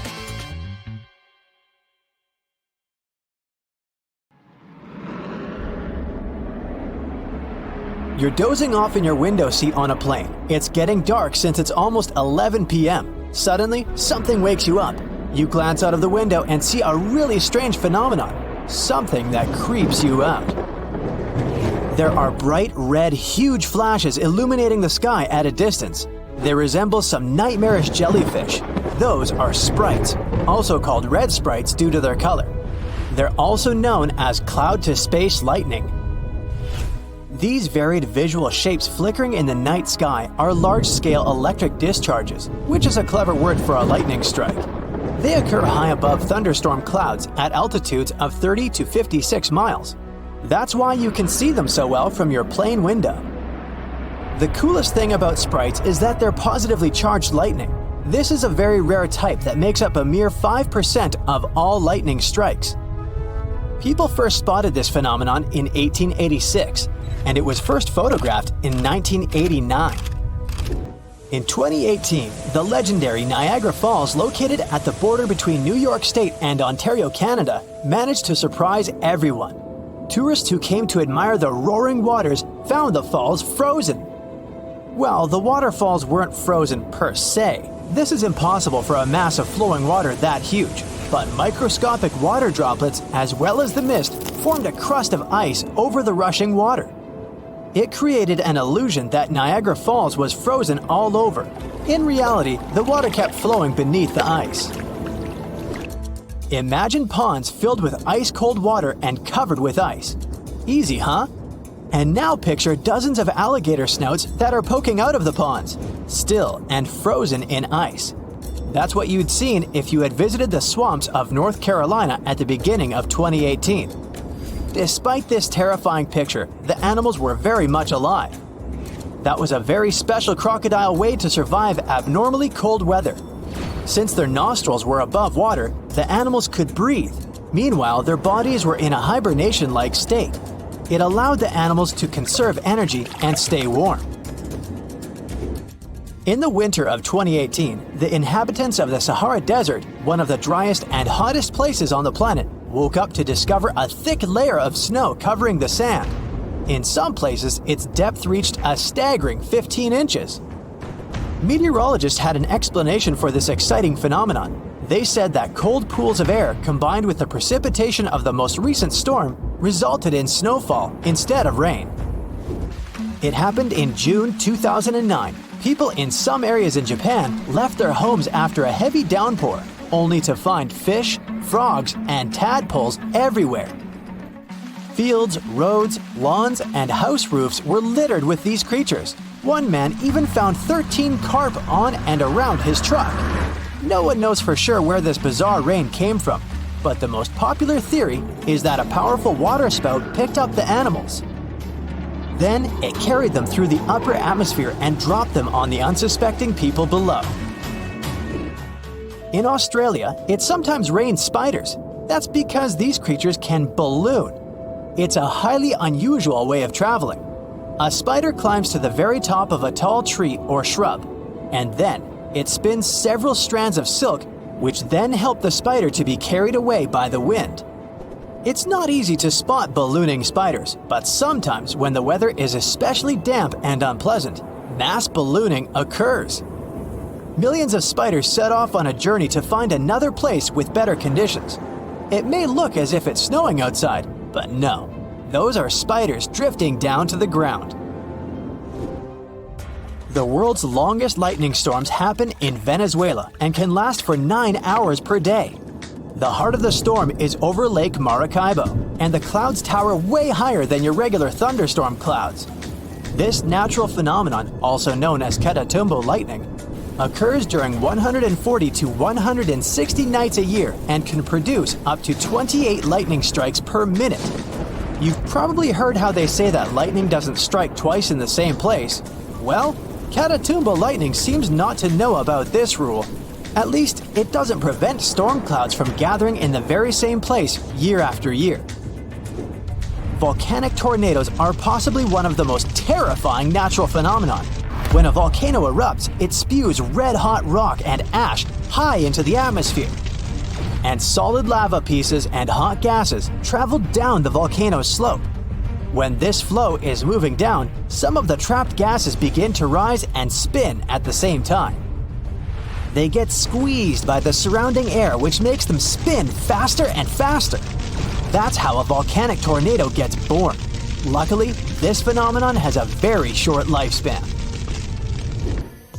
Even though the island of Newfoundland in Canada can't be called the warmest place on Earth, it's still not that cold. But imagine having to shovel snow in front of your house just several days before your summer vacation. Well, that's exactly what happened on the island in June 2018. A cold storm that came from the coast of Newfoundland covered several regions of the islands with a 2-inch layer of snow. On top of that, the temperature broke all the records as well. During a Newfoundland summer, it's about 66 degrees on average, and 90 degrees on a very hot day. But that infamous June impressed people with only 37 degrees Fahrenheit in the morning. Brrr! Morning glory clouds are extremely rare. They look like massive tubes stretching across the sky. They can snake for more than 600 miles, sitting relatively low. Most researchers agree that these clouds appear when an updraft squeezes through the cloud. This creates the signature rolling appearance. The cool air at the back of the cloud makes it sink downward. The best but not the only place to see the morning glory is Australia's Gulf of Carpentaria. If you decide to travel there to see these clouds, choose a period from late September to early November. On March 19, 2018, the inhabitants of Alabama saw huge chunks of ice falling from the sky. It was the infamous hailstorm of Alabama which caused millions of dollars worth of damage. After the hailstorm, the place looked ruined. Broken shop windows, smashed car windshields, broken billboards, and holes in the roofs. But what made researchers really excited was a hailstone found near the town of Cullman, Alabama. This softball-sized monster was more than 5 inches across, setting a new state record. In 2012, the sky over Dorset, England, turned first ominously dark, then yellow. After that, blue gelatinous balls started to fall to the ground. A local man was walking to his garage when he spotted something unusually bright among whitish hailstones. When researchers examined this jelly rain, they found out that the balls were made of the substance used in diapers or potting soil. It's used to absorb liquid. It's still unclear whether the balls fell from the sky or maybe the melting ice made a few already existing crystals expand in the blink of an eye. In March 2018, people in northern Nevada could see the rarest and most bizarre cloud ever, a horseshoe cloud. It sure looks bizarre and kinda scary. But meteorologists know that this interestingly shaped vortex happens when a flat cloud travels over a column of warm, rising air. This air creates the shape and adds some spin to the cloud's movements. Such clouds are very fleeting and usually last for only several minutes. Cylindrical snow donuts occur when a wind gust decides to play snowballs. It starts to roll some snow across a snowy area. If it was a real snowball, it would eventually become too heavy for the wind to move. But the center of a snow donut is hollowed out. This happens because its inner layer is too thin and gets blown away when the donut is formed. This makes it lighter than a regular snowball. That's why it also rolls further. Unfortunately, you can't just go and find snow donuts. They're rare because they appear in very precise conditions. Now, have you ever wondered about the longest time it rained nonstop? Even an hour of rain could be a big deal if you're hanging out in a dry spot like the Atacama Desert in South America. It can set a record for that place. But in super rainy spots like the Amazon rainforest, having 40 days of rain in a row might not even turn heads. Interestingly, we only have rainfall records where people live and keep track. Many towns and cities skip the whole rain data collection thing. Plus, there are so many places on Earth where nobody lives, like rainforests or the open ocean. So our rainfall knowledge is a bit patchy. Now, if we were to talk about records, Hawaii has a couple. People there have some seriously long rainy days, especially on islands where winds come from the mountains. From 1939 to 40, they recorded 331 days in a row with measurable rainfall. If you're a person who likes to watch the rain at home with a cup of tea, this might sound ideal to you. But we need to see the sun at least occasionally. Getting some sun is good for your body and soul. Obviously, you get vitamin D. Just 5 to 15 minutes of sunlight a few times a week can make a real difference. And have you ever heard the phrase sunny disposition? Researchers found that people feel down when there's not much sun around. Sunny days make us happier. Sunshine boosts your serotonin, which fights off bad moods. That sunny serotonin isn't just for your mood, it also helps you sleep. And it's also a heart assistant. When the sun hits your skin, your body releases something called nitric oxide, which chills out your blood pressure. Healthy blood pressure means a healthier heart. Now, go tell that to the people who had to go through 881 consecutive days of rain. Yeah, the record was set almost 3 full years of rain. This happened from 1913 to 1916 in Hononumomaki, Hawaii. It rained like there was no tomorrow because the region is a tropical rainforest. How do clouds make rain? Well, rain happens when damp air goes up into the sky and gets a bit chilly. As this air cools down, tiny water vapor molecules huddle up, forming super small droplets that look like a fluffy cloud team. Now, inside these clouds, things get playful. The air moving around can sometimes make these droplets bump into one another and get bigger. Then they can turn into ice crystals high up in the clouds where it's chilly.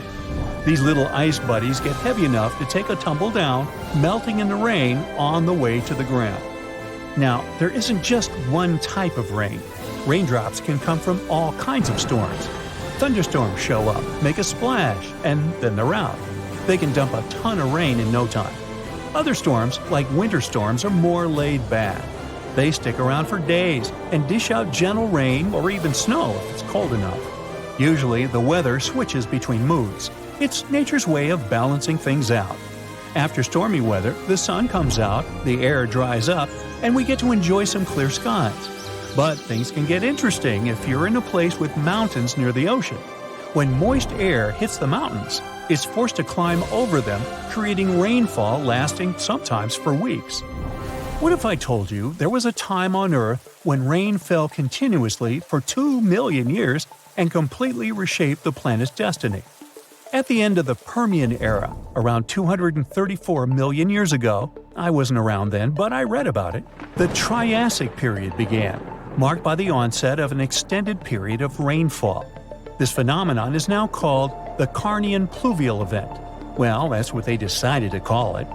Recent studies, supported by evidence, suggest that it didn't reshape the planet in that sense, and that it was triggered by coal combustion. The rain wasn't continuous either. So we just debunked a myth here. Woohoo! Next, we have columnar jointing. This is the fancy term for groove patterns that form in lava flows, sills, dikes, and other rocky stuff. These lava creations come in all shapes and sizes. Most are seen as straight, parallel columns. Some have curves and varying widths. They can be as high as 1,181 inches. I'll save you the math. It's roughly 98 feet. The columns are formed by pressure and the cooling process. As lava becomes cooler, it shrinks and forms cracks. Once a crack starts, the lava moves around. These cracks expand to the surface of the flow. Water sneaks into the cooling lava, making it chill down fast starting from the surface, leaving its mark in those patterns. Devil's Postpile in California is a must-visit place if you want to see columnar jointing. But hey, they're found all around the world. Let's raise our heads to the sky to see something magical. Fire rainbows, also known as circumhorizontal arcs, look like flames dancing above the clouds. To see these eye-catching arcs, you need a special cloud type called cirrus clouds and the sun at least 58 degrees high in the sky. It's a VIP collaboration between sunlight and clouds. Let's break it down further. Take London, for instance. It's around 51 degrees north. Now, sorry Londoners, no fire rainbows for you. Now we move to deep waters to see underwater crop circles. These are giant circular patterns found in 1995 near the shores of southern Japan. Locals were baffled. They dubbed them mystery circles, as if the ocean had a secret talent for sand art. The mystery was solved in 2011. The unlikely artist turned out to be a tiny pufferfish, just 5 inches long. The researchers found out that males were on a mission, spending a solid 7 to 9 days building their circles by swimming in and out and using their fins to carve valleys into the sandy floor. They decorate the peaks of their creations with bits of shells and corals, turning their sandy canvases into masterpieces. Okay, they don't do it for the sake of art. The curious circles have a purpose. The sandy center of the circle serves as a nest. Male swimming moves mix things up, getting sand particles just where they need to be. When a lady pufferfish swims by, the male twirls and dances, swirling sand around. If she is impressed and thinks he is the one, she lays her eggs in the sandy heart of the circle. There you go, another happy ending. Now let's look at frost flowers. You might have seen thin sheets of ice that look like delicate petals and sometimes pop up from the stems of plants. The ice is about as thick as a credit card. It forms when the weather is cold outside. The soil is damp but not frozen, as well as plant stems.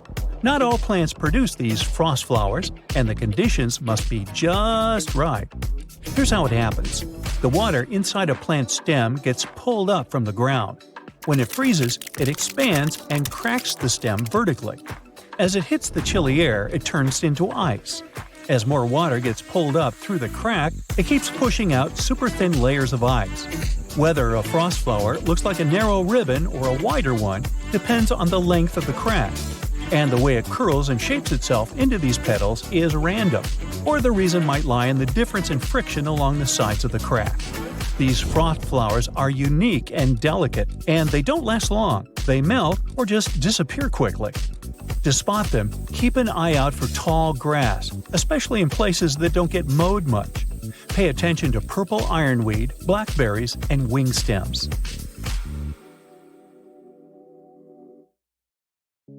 In Russia, on the shores of the Baltic Sea, there's an enigmatic national park. The Dancing Forest is a place that no scientist has managed to explain so far. The pine trees of the forest are all crooked and twisted into loops and spirals. The forest didn't appear until the early 60s, when the pines were planted in order to make the sand dune in that area more stable. One theory is that it's the unstable sand that made the trees twist in such a way. Other theories for the crooked trees are strong winds, or even supernatural powers. Some people say the forest is a place where positive and negative energies meet, twisting the trees. Local legend says that if a person climbs through one of the rings of a tree, it'll add an extra year to this person's life, or they'll be granted a wish. I like that one. Speaking of bizarre trees, and I was, one grows in the region of Piedmont, Italy. There, a cherry tree grows on the top of a mulberry tree. The strange thing is that both trees are perfectly healthy. A continuous storm at Saturn's North Pole has an odd shape, a hexagon. This is probably because of the gradient of the winds. The total length of this cloud pattern is 9,000 miles, which is about 1,200 miles longer than the Earth's diameter. The hexagon has been observed for many years, but it gets even more mysterious because it changes color too. It used to be turquoise, but it has recently shifted to a golden color. The reason for the color change is that the pole gets exposed to sunlight as the seasons change. Now, rain isn't unusual for Oakville, Washington. However, this one still doesn't have any solid scientific explanation. Instead of common raindrops, people watch translucent jelly-like blobs fall from the skies. These blobs covered about 20 square miles. Those who got really close to the rain experienced flu-like symptoms. What were the blobs? Researchers claim that the blobs contain human white blood cells. Later tests showed no presence of nuclei. Some people claim the blobs might have been evaporated jellyfish resulting in rain, or maybe even waste from a commercial plane. Walking rocks, also known as sailing rocks, move across the Death Valley National Park in California without any external intervention, leaving long trails in the dirt and sand along their way. Various time-lapse footages of the moving rocks have been taken. Scientists even installed GPS navigators on some of the rocks, and it showed that the rocks move at a considerable speed. Some researchers believe that the movement is due to thin sheets of ice that form overnight at freezing temperatures in the valley, letting the rocks move until it melts during the day. Or there was a Rolling Stones concert. Nah. The Batagayka crater in Siberia looks like a doorway to the underworld. It's about a half-mile long and over 280 feet deep, but it never stops growing. As it gets deeper, it exposes more underground layers. The layers show what our planet looked like thousands of years ago, as the slumps reveal the used-to-be climates. The crater appeared back in the 60s, and it all started with rapid deforestation. Trees no longer cast shade on the ground, and it got hotter. The permafrost melted, resulting in the crater formation. The throbbing hum in Taos, New Mexico has driven locals wild since the 1990s.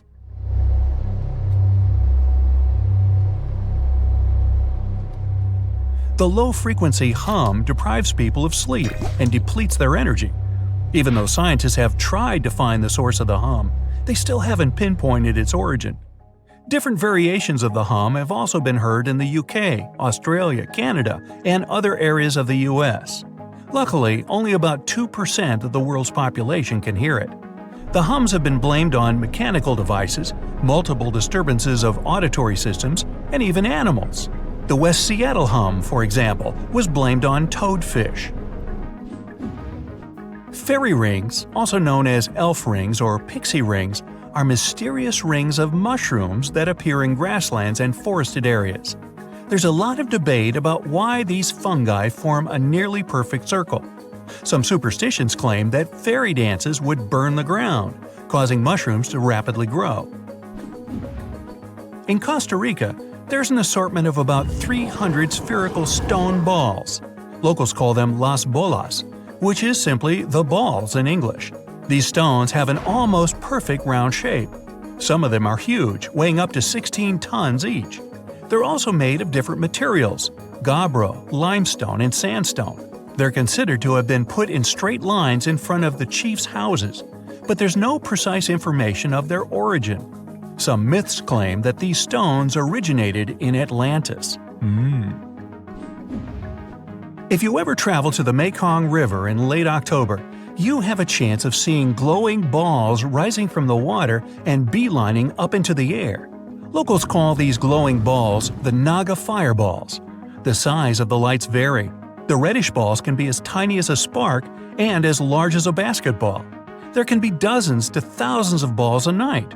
Scientists don't have any solid explanation for why it happens, but it could be due to flammable gases released by the marshy environment. Some superstitious locals are sure it's all because of a giant serpent living in the Mekong. Great balls of fire! In Minnesota, on the north shore of Lake Superior, there's a park known for the Devil's Kettle. This is a waterfall that splits in two. One part of the river continues, while the other part disappears into a hole in the ground. Whatever object you throw into the Devil's Kettle won't reappear. Scientists still haven't fully explained where the water that drops into the hole goes.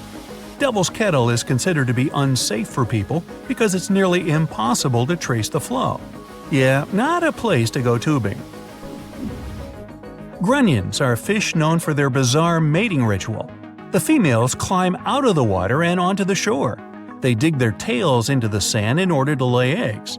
The legs stay hidden in the sand, waiting. 10 days later, the high tide comes, washing the newly hatched young to the sea. Scientists still can't give any solid explanation for this way of breeding. People who live in rural central Norway over the Hessdalen Valley can often witness floating lights of white, yellow, and red cross the sky. The lights appear both at day and night, and once back in the 80s, they were spotted 15 to 20 times in a single week.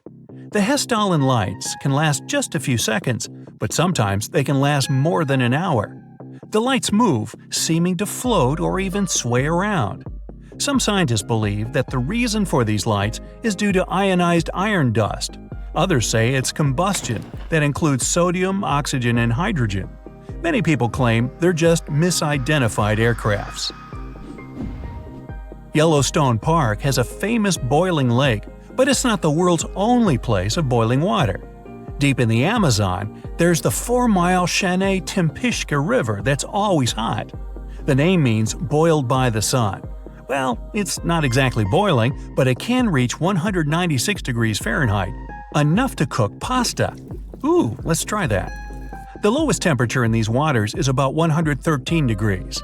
This river still can't be scientifically explained because it would require close proximity to a volcano for the water to reach such temperatures. However, the closest volcano is 400 miles away. But there could be a fault between the Earth that could explain this phenomenon. In western Venezuela, locals living close to the Catatumbo River aren't afraid of lightning because they see it almost every single night. It starts at around 7 o'clock and doesn't stop until dawn. The everlasting Catatumbo lightning did once stop for a few months, from January to March 2010. It was probably due to drought, or maybe the charge ran out. In 1991, a scientist suggested that the phenomenon happens because of cold and warm air currents meeting in the area. Another theory is that the lightning could be due to the presence of uranium in the bedrock. Speaking of lightning, I got a bolt. Bye!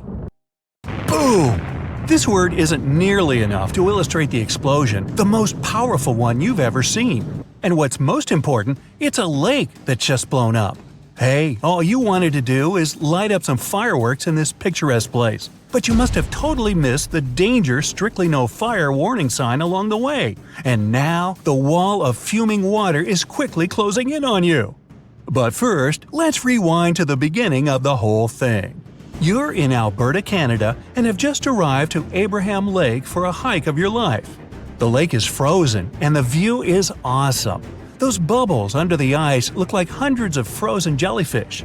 In reality, they're made of methane, a toxic and highly flammable gas produced by bacteria living on the bottom of the lake. That's why the sign is there. If you so much as light a match on this ice, it might set the whole thing on fire. Luckily, you've taken note of it on the way here and put away the fireworks you wanted to light up. Another place, another time. Another lake. This one's not frozen. In fact, it probably hasn't seen a winter since the last ice age. We're in Cameroon now, and the place is called Lake Nyos. It looks peaceful, but make no mistake, its orange-brown waters hide a deadly secret. The lake rests atop a highly volatile area, and the fissures in its bottom let out massive amounts of carbon dioxide. When the ground shifts, this gas spills out of the lake and flows miles around it. The concentrations are so high that one breath of it would make you faint, and you'd have zero chance of waking up. You get the picture. But the most sinister thing about it is that the CO2 doesn't have a smell or color, so you wouldn't even see it coming. Local authorities have set up a system of pipes that drains the gas from the lake, making it relatively safe for people and animals in the vicinity. And another toxic lake, Kivu, on the border of Congo and Rwanda, has even been made to provide energy for millions of people thanks to its gases. While we're in Africa, the Danakil Depression in Ethiopia is also worth a blood-curdling visit. Dubbed the hottest place on Earth, it sure lives up to its name. The ravine is peppered with extremely hot springs, toxic acid ponds, and active volcanoes. The landscape is surreal, to say the least, and is probably the only inhabited place on Earth where no life can exist. The Afar people live here all year round and gather salt around the springs for trade, while scientists couldn't find any evidence of microbial life in those.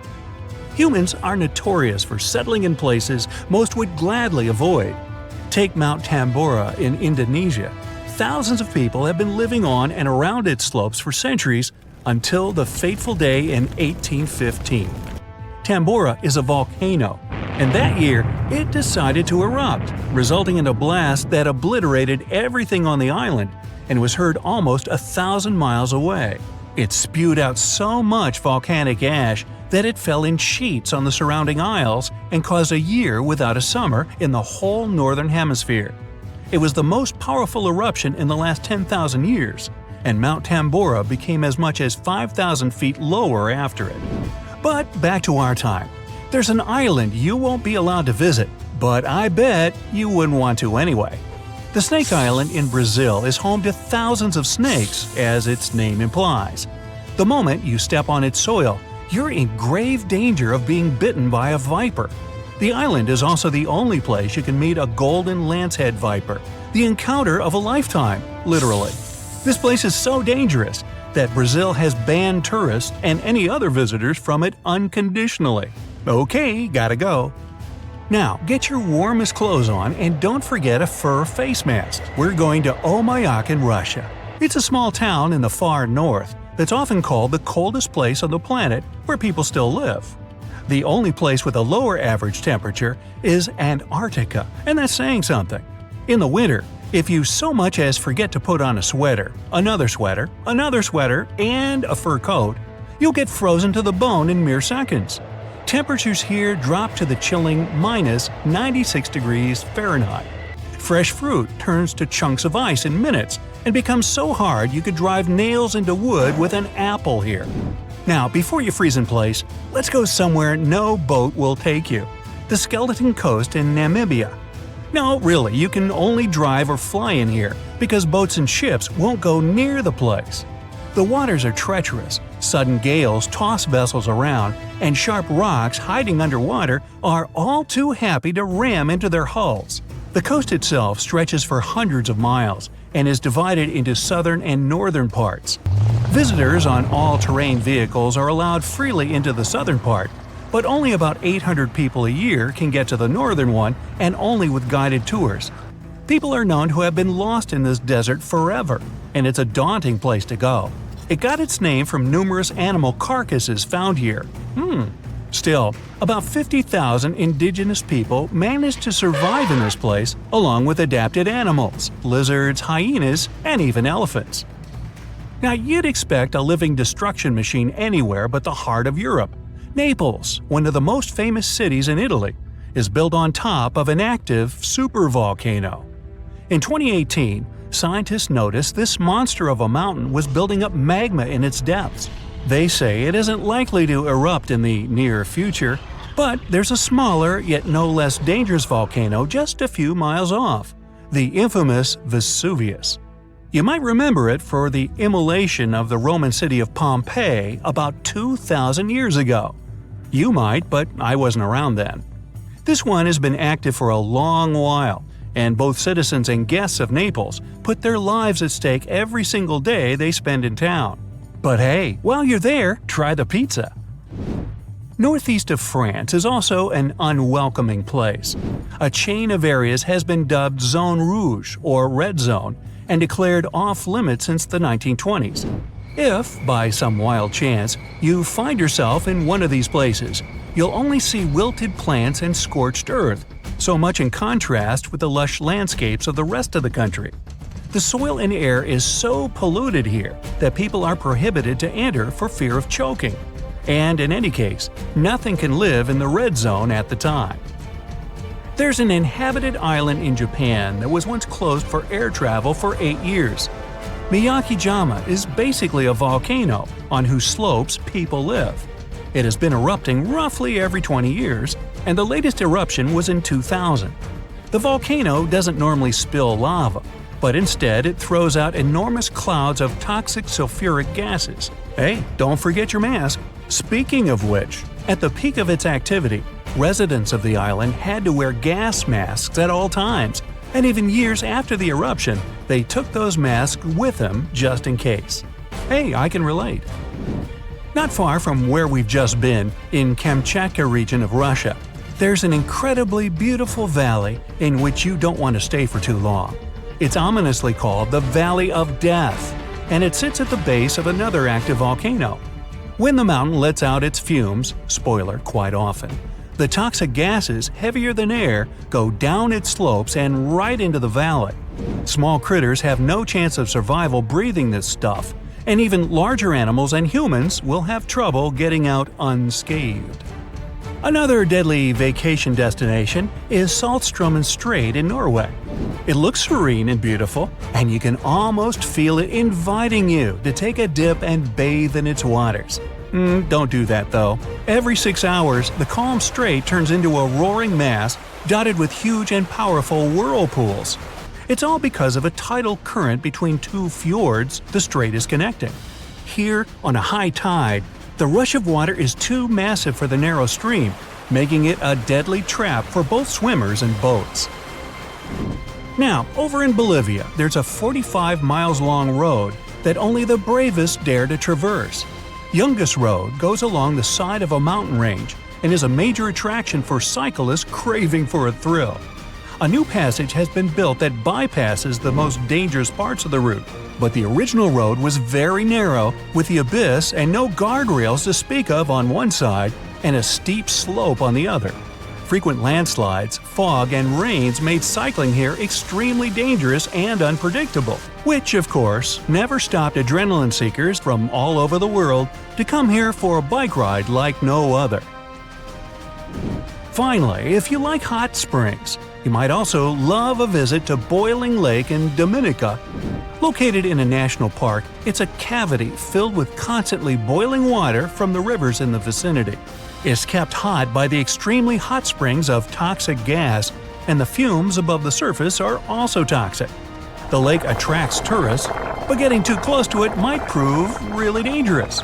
It's known to burst, flooding the surrounding area with clouds of gas. At the end of December 2021, an underwater volcano with a rather exotic name, Hunga Tonga, woke up after several years of sleeping. It did that with so much energy and strength that people heard the eruption from over 100 miles away. Then it went back to sleep. But a couple of weeks later, it woke up again with a force 7 times greater than the first time. It broke the island above it in 2 parts.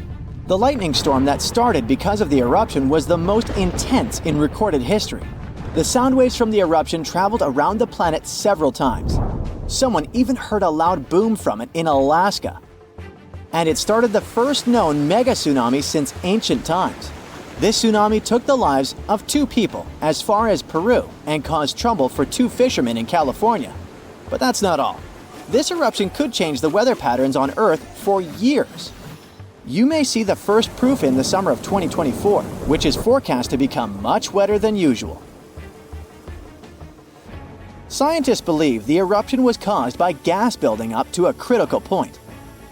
Different minerals, including anhydrite quartz and sulfides, were building up for several months until they blocked the flow paths and sealed the gas within Hunga Tonga. Normally, when a volcano erupts, the fumes cause a temporary cooling effect on Earth's surface. But Hunga Tonga's eruption was different. It didn't produce much fumes, but released a massive amount of water vapor, roughly equal to 60,000 Olympic swimming pools. The intense heat of the eruption turned huge amounts of seawater into steam, which then blasted high into the atmosphere. All that water vapor ended up in the stratosphere, a layer of the atmosphere that's too dry to form clouds or rain. Scientists don't have any observations of volcanic eruptions like Hunga Tonga to predict its effects on our weather patterns. They can't tell exactly how long these effects might last either. This is because the only way to measure stratospheric water vapor is with satellites, which have only been around since 1979, and there hasn't been an eruption similar to Hunga Tonga in that time. Experts from different countries started analyzing satellite data right after the Hunga Tonga eruption. They wanted to find out how long water vapor would stay in the stratosphere, where it would go, and, most importantly, what this would mean for the planet. The first big result of the eruption, at least partially, was a huge hole in the stratosphere that was hanging on for several months in 2023. By the time it appeared, the water vapor had reached the polar stratosphere over Antarctica. In the following years, there wouldn't be enough water vapor left to enlarge this hole. It looks like Hunga Tonga will have just a minimal effect on global average temperatures. But there are some surprising, lasting regional impacts. One of the scientific models forecasts colder and wetter winters for northern Australia until about 2029. In North America, it predicts warmer winters, and Scandinavia could have even colder winters. This is just one study though, and one approach to understanding how the eruption of Hunga Tonga can change our weather. We do have at least one example from history when a volcano eruption changed the world. Over 2 centuries ago, in 1815, Mount Tambora erupted and caused the year without a summer. In the following year, the winter was unusually cold and wet weather across Europe and North America. A recent study confirms that 1816 wouldn't have been this cold without the volcanic eruption. The immediate effects of the eruption were catastrophic, with tsunamis destroying homes, claiming 10,000 lives, and 80,000 more who fell ill in the aftermath. The eruption of Mount Tambora was one of the strongest in the last 1,000 years. It had ejected an enormous amount of sulfur dioxide into the stratosphere, which quickly spread across the world. It resulted in the coldest year in at least the last 250 years. In May, frost wiped out most of the crops in New York, Massachusetts, New Hampshire, and Vermont. By June, heavy snow covered the ground in Albany, New York, and Dennisville, Maine, and New Jersey had 5 straight nights of frost. The cold continued into late summer, which should have been the harvest season. In July, lakes and rivers were still frozen as far south as northwestern Pennsylvania, and frost stayed in Virginia until late August. Temperatures would drop from above normal summer highs to near freezing within just a few hours. The weather was completely unpredictable. Prices of food skyrocketed. The cost of oats for horses, which were the main mode of transportation, also rose sharply. Some people believe this situation inspired Carl Drees to invent the bicycle in 1817 as an alternative transportation method. Tambora changed weather patterns completely for not just 1, but 3 years. The whole planet got colder, and as crops failed, probably at least 1 million people starved. Scientists don't have solid evidence of volcano eruptions that have taken more lives than Tambora. But the Krakatoa eruption in Indonesia in 1883 is far more famous than Tambora because information about it spread worldwide via telegrams and photos. Its final blast was the loudest recorded sound in history, and people could hear it on 10% of the entire Earth's surface. The eruption started a tsunami with waves about half as tall as the Statue of Liberty. Still, it was less powerful than Tambora's eruption.